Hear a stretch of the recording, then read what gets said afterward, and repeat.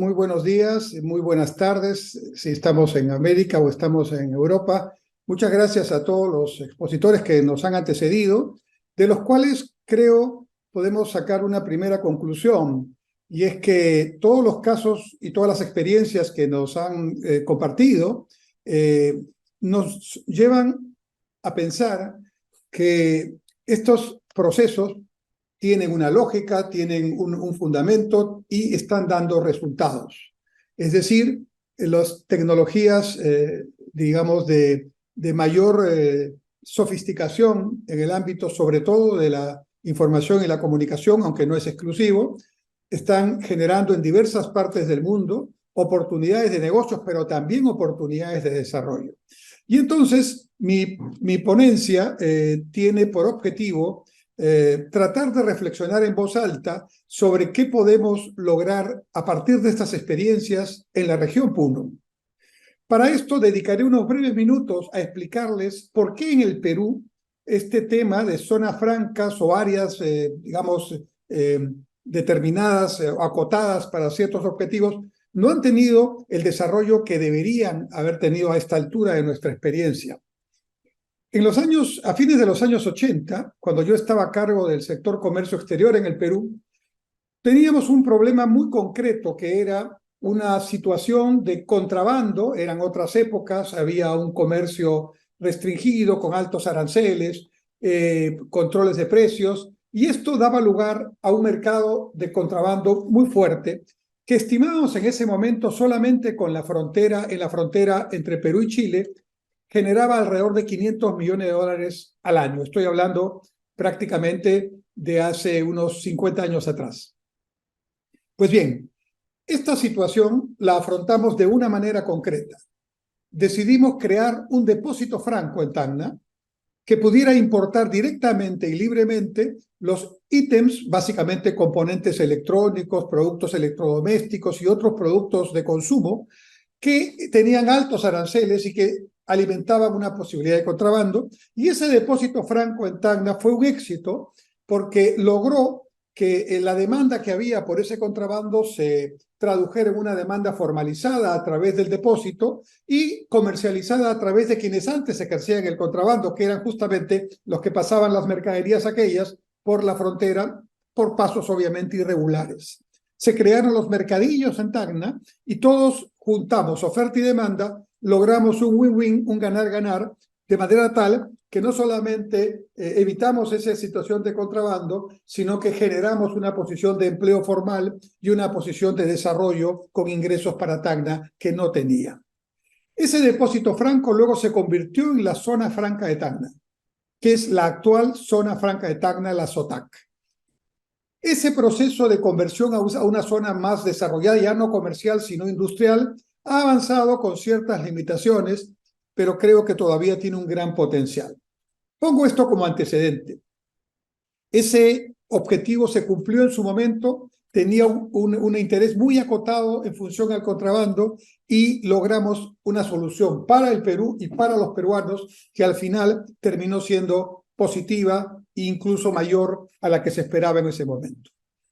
Han pasado ya varias décadas de esa experiencia y a partir de la experiencia de la zona franca de Tacna se han creado varias zonas francas en el Perú. Por cierto, no sé si lo saben, pero hay zonas francas en varias regiones del Perú creadas por ley, pero del papel no han pasado.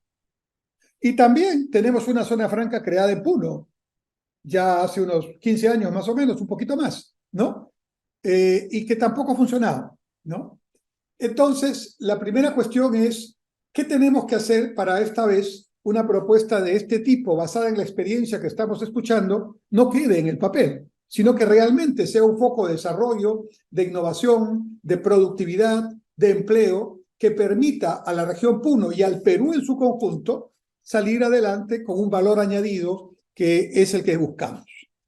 Entonces, dicho esto, ¿por qué Puno?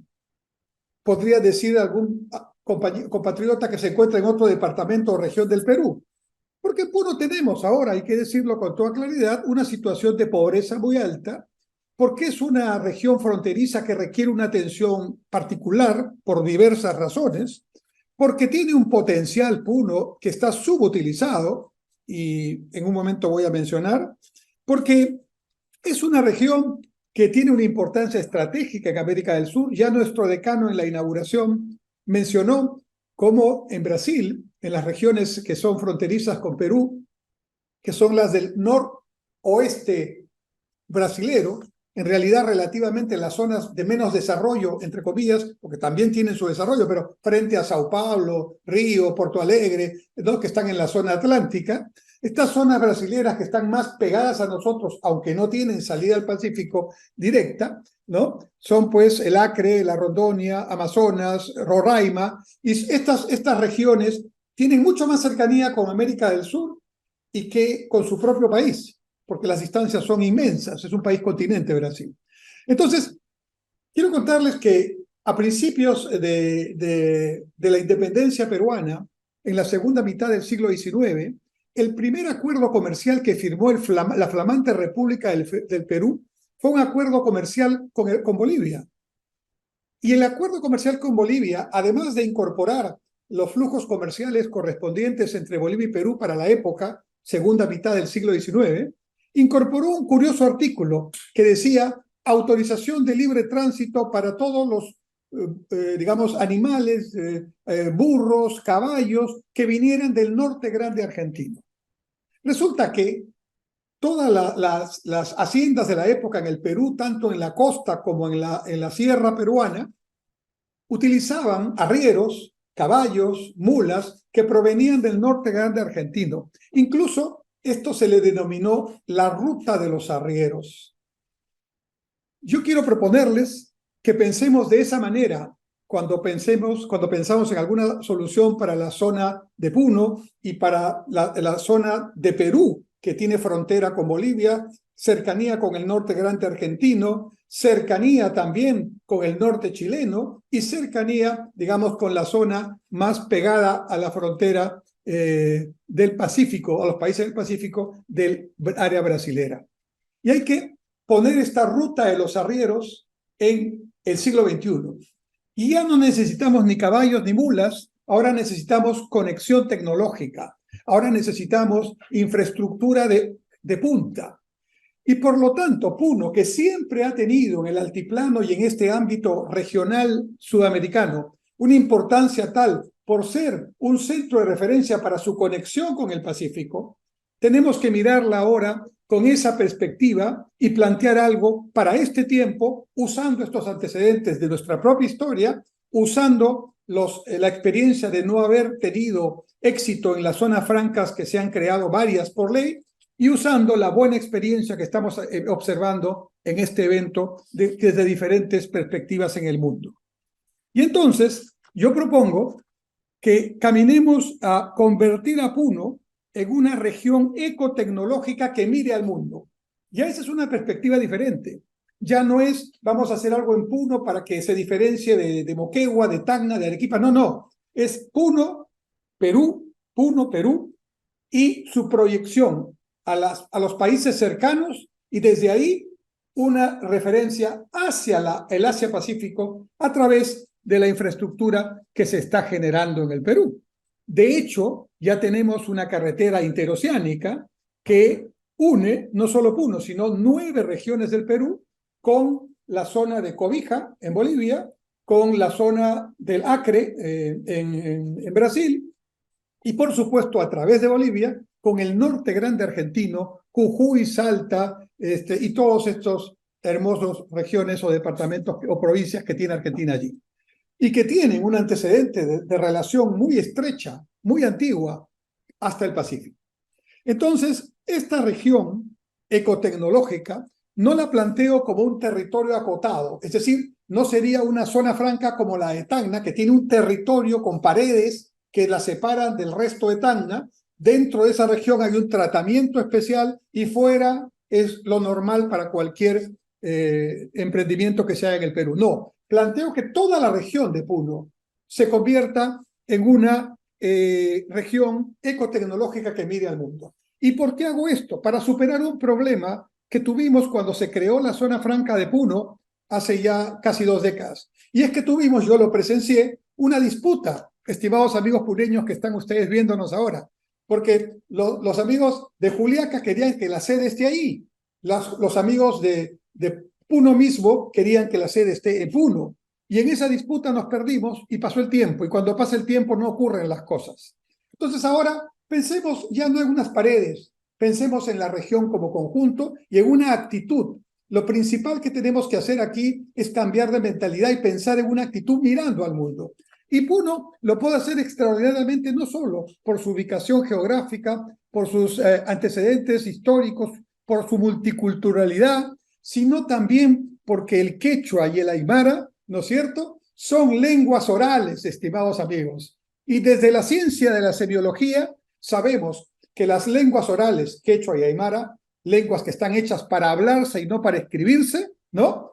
Estas lenguas tienen una total conectividad con las tecnologías digitales. Por eso una zona ecotecnológica en Puno, porque ahí tenemos una región nuestra, peruana, que habla quechua y que habla aymara, las dos lenguas más importantes orales que tenemos aquí en el Perú. Y esas lenguas tienen con la electronalidad, es decir, con la computadora, con la fibra óptica, con el 5G, una excelente coincidencia. ¿Saben cuál es? Que ni la oralidad ni la electronalidad necesitan al intermediario que se llama libro o escritura, que la escribalidad sí exige. Entonces, cuando vemos a nuestros compatriotas, grandes emprendedores puneños y comerciantes, triunfar en Lima, buena parte del emporio de Gamarra, que es un éxito, con todos los problemas que tiene ahora, pero es un éxito. Y es un éxito que no necesitó el Estado, más bien el Estado cada vez que va ahí, más bien lo amenaza, lo persigue. Pero Gamarra es un éxito porque en su mejor momento está generando más de 100.000 empleos directos, tiene más de 1.600 millones de pago de IGB. Como resultado del negocio que ahí se desarrolla, se ha convertido en un clúster vinculado a los negocios confecciones y textiles. ¿Y saben quiénes son los principales emprendedores en Gamarra? Muchos de ellos son puneños. Pero esto no es casualidad. Están también en Unicachi, aquí en Lima. Están también en Moquegua. Están también en Arequipa. Están también en Tacna. No es casualidad que puneño donde vaya trabaja día y noche, no duerme y está logrando sus objetivos y va creciendo y mira al mundo con optimismo y con autoestima. Entonces, si los propios puneños han hecho eso, ¿por qué no aprovechar ese emprendimiento y estas características, ¿no es cierto?, para ponerlas en valor? Eso es el concepto, ponerlas en valor con una estrategia que nos permita avanzar. Y entonces, si miramos a la región como conjunto y no un territorio acotado, ya no es Juliaca, ya no es Yunguyo, ya no es Puno mismo, tan lindo que es toda la región, ahora es toda la región. Y entonces allí vamos a poner énfasis no en lo comercial, que eso siempre ustedes lo van a hacer bien. Ustedes son comerciantes genéticamente y son buenos comerciantes y están en todo el Perú triunfando donde quieren estar. Vamos a hacerlo, vamos a dar un salto. Y ese salto tiene que ser pasar del comercio y haciendo la analogía, de la escribalidad al salto tecnológico. El salto tecnológico. Entonces, realmente, ustedes pueden ser el gran piloto del Perú para que el Perú deje de solamente producir y exportar materias primas y empiece a producir valor añadido que genere empleo, alta tecnología, que genere ingresos, que genere beneficios como todos nos merecemos. Así vamos a combatir la pobreza, no solo en Puno, sino en todo el Perú. Y entonces, inicialmente, podríamos empezar a trabajar en algunos de los siguientes emprendimientos o desarrollos tecnológicos. De hecho, el litio, ¿no? El litio. Ahí está el yacimiento. Dios ha querido que el yacimiento lo compartamos los bolivianos, los peruanos y también los chilenos. Pero la parte más rica del yacimiento, porque Dios es peruano, ¿no es cierto?, está con nosotros. Pero que esta oportunidad no sea una oportunidad en la cual producimos y exportamos litio como producto básico. Tenemos, y ese debe ser una obligación moral de todos los peruanos y de todos los puneños, tenemos que lograr que el litio en parte produzca productos con valor agregado en Puno, generando empleos para Puno, generando conocimiento para Puno. Empecemos por las baterías de litio. Y estamos en los plazos. ¿Por qué? Porque 2035, acuérdense de este año, 2035, Europa deja de producir vehículos a combustibles fósiles, no gasolina, no petróleo. 2035, Estados Unidos deja de producir vehículos a petróleo y a gasolina. ¿Y a dónde se va el mundo? Y nosotros también tendremos que ir a los vehículos eléctricos. ¿Y los vehículos eléctricos qué baterías usan? Baterías de litio. Entonces, el primer objetivo debe ser que el litio de Bolivia permita producir baterías de litio en Puno. Y ahí, en esa región ecotecnológica, podemos empezar a hacer la diferencia. Pero no nos quedemos en el litio. Por la ubicación y la altura, Puno tiene una extraordinaria exposición solar. Por lo tanto, podemos trabajar en paneles solares y en otros implementos de energías no renovables, como por ejemplo, molinos de eólicos para generar energía a través del viento, que también es otra ventaja natural de Puno por el altiplano que conocen ustedes mejor que yo. Empecemos a trabajar en Puno en maquinaria para pequeña y mediana minería. Puno tiene oro, empecemos a trabajar manufactura de oro, pero también industria metalmecánica con tecnología peruana para pequeña y mediana minería, donde somos muy buenos en el Perú. Hay maestranzas en todo el Perú, en Arequipa, la cercana también. Hagamos que Puno tenga esa posibilidad. Y ahí tenemos otro segmento con un clúster muy claro que puede ser ganador. Trabajemos entonces también en transmisión de energía eléctrica. Hagamos allí torres de alta tensión.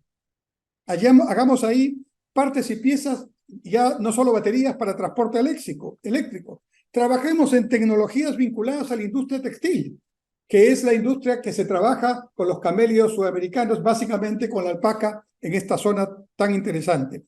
Y hagamos también otras cosas que no tenemos todavía, pero que en otras regiones del Perú se hacen esporádicamente. Trabajemos desarrollo de software, donde los peruanos somos muy buenos, y hagamos también ahí, digamos, el objetivo clave de lograr su producción. Son solo ejemplos, y estoy seguro que hay más, y aquí en la sala debe haber muchos que empiezan a pensar, ¿y qué más podemos hacer? Ahora, la gran pregunta es, ¿cómo hacemos para que los inversionistas vayan a Puno y emprendan estos desarrollos tecnológicos en Puno?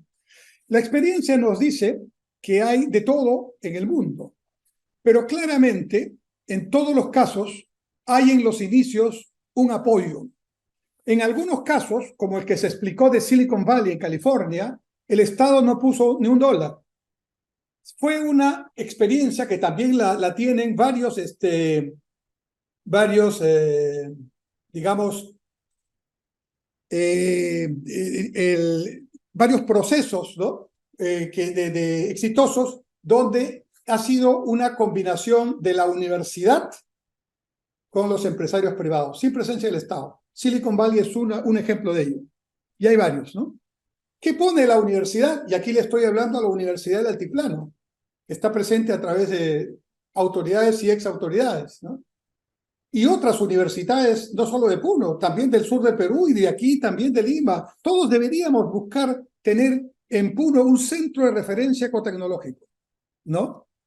Y por si acaso, ahí he visto en el chat que me han puesto, el viento no se muele. Los molinos de viento no son molinos para moler, son molinos para generar a través del aire energía.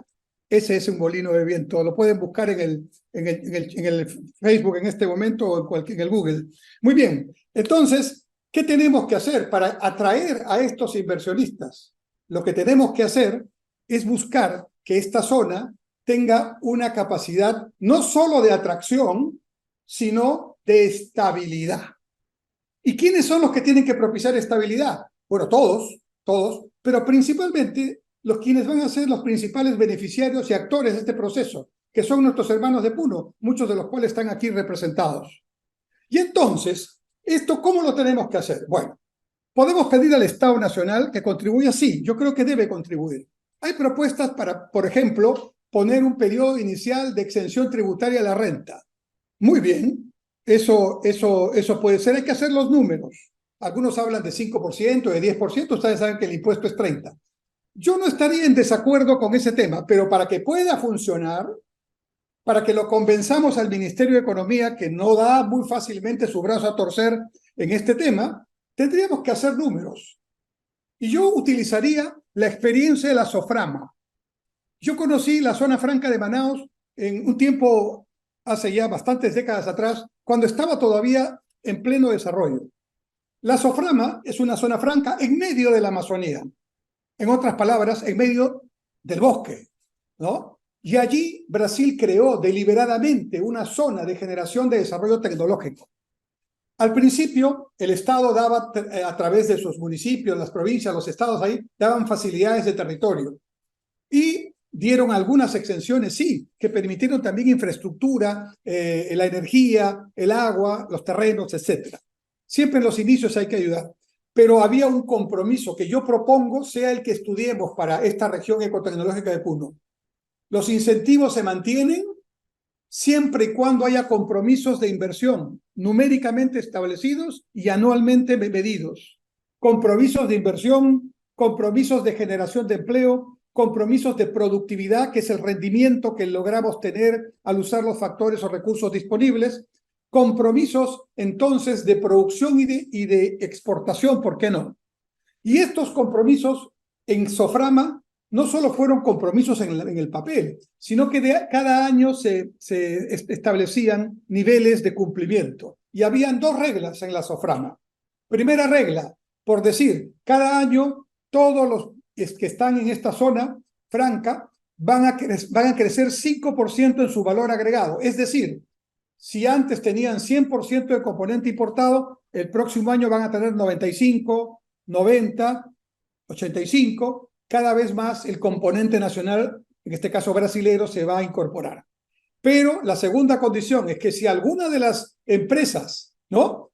Si alguna de las empresas, por mayor productividad, por innovación, no hace 5%, sino 10% o 15%, todas las demás se alinean a ese mejor rendimiento.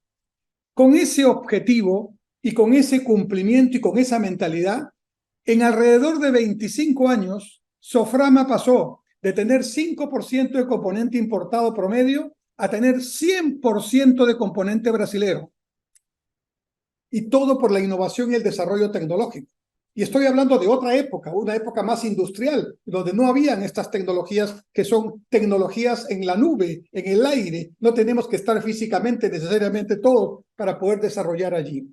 Entonces, con estos compromisos de inversión, de valor agregado, de generación de empleo, de desarrollo tecnológico, podemos tal vez lograr números de por medio y un análisis serio, decirle al MEF, a la Economía y Finanzas, miren, si ustedes nos exoneran temporalmente el impuesto a la renta en este porcentaje, nosotros vamos a producir tanto de PBI, tanto de inversión para la formación bruta de capital, tanto de empleos y tanto de innovación. Y lo medimos. Es más, les doy un antecedente que ya funcionó con el MEF. En los años 2000, en la región San Martín, como todas las regiones amazónicas, saben ustedes, tienen una exoneración de impuestos por su situación geográfica y aislamiento.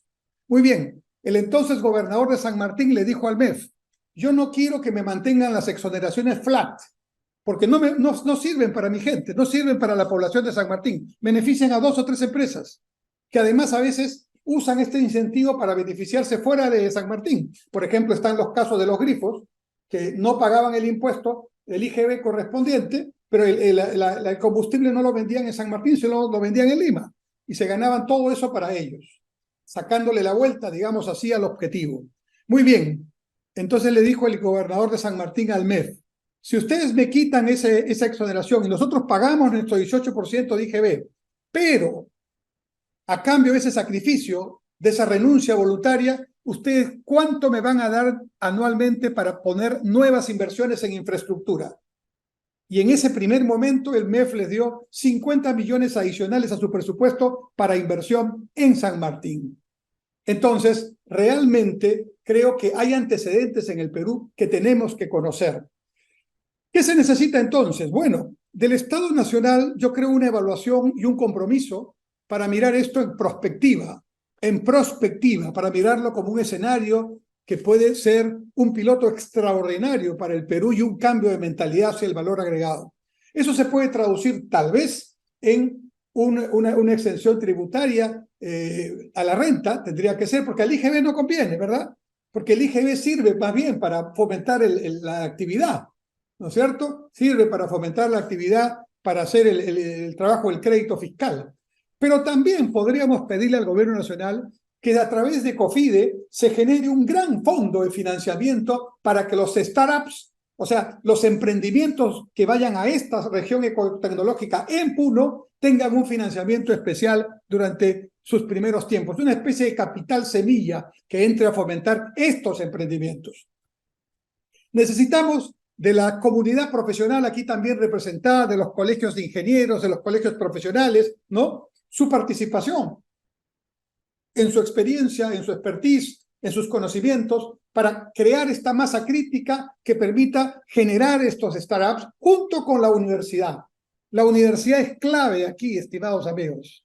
La Universidad de Stanford o la Universidad de Berkeley, cada una generó en su momento, Stanford en particular, vinculado a Silicon Valley, ¿no? Cediendo parte de los terrenos que tenían al costado. Ahí empezó Silicon Valley, ¿no? Y entonces, ahora pongo, digamos, el tema para que el juego esté en los actores. La Universidad del Altiplano, ¿qué puede decir al respecto?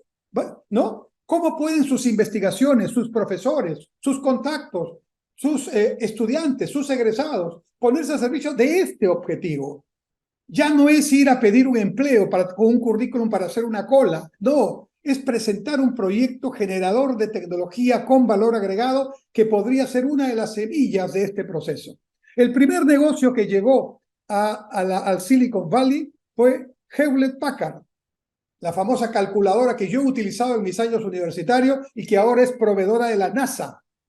¿Quiénes son Hewlett Packard? Hewlett y Packard, dos exalumnos de Stanford que realmente comprendieron el asunto y decidieron quedarse ahí, no irse a las zonas conocidas de Estados Unidos, sino quedarse ahí y desarrollar ahí este proyecto, y eso generó todo un efecto contagio. Estoy seguro que lo podemos hacer. ¿Qué más necesitamos? Bueno, necesitamos obviamente que mejoren muchos niveles digamos, de comunicación entre nosotros, ¿no? Estimados amigos, somos una sociedad de más de 5.000 años, si contamos a Caral como punto de referencia 3.000 años antes de Cristo.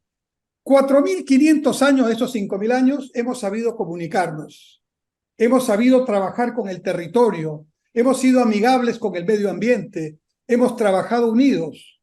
En los últimos 500 años, entendiendo dentro de estos 500 años, 300 años de virreinato, de coloniaje y virreinato y 200 años de independencia como república, hemos degradado lo que hicieron nuestros antiguos compatriotas, ¿no? Que sí sabían comunicarse, que sí tenían una buena relación con el medio ambiente, que sí respetaban su territorio, su montaña, su río, su agua, pero avanzaban, hacían tecnología para la época, no se encerraban, no discutían solamente, no, generaban tecnología para la época. Es impresionante la capacidad de ingeniería hidráulica, de la capacidad de conocimiento astronómico que vemos cada vez que los especialistas nos muestran los estudios científicos. Está la apuesta allí, está la oportunidad. Y con este tema, y lo dijo el decano al principio de su exposición, lo que queremos es que la academia, la universidad, cumpla uno de sus roles fundamentales, que no es solamente formar profesionales, no solamente es investigar, sino proyectarse a la comunidad para generar temas que generen empleos, que generen bienestar. Queremos ver al Perú unido y queremos verlo también con nuestros hermanos puneños que están aquí. Hay una excelente oportunidad. Yo podría seguir, pero creo que lo que tenemos que plantear ahora es más bien escuchar a la mesa de Puno, muy interesados en lo que vayan a decirnos luego de haber escuchado estas exposiciones. Muchísimas gracias.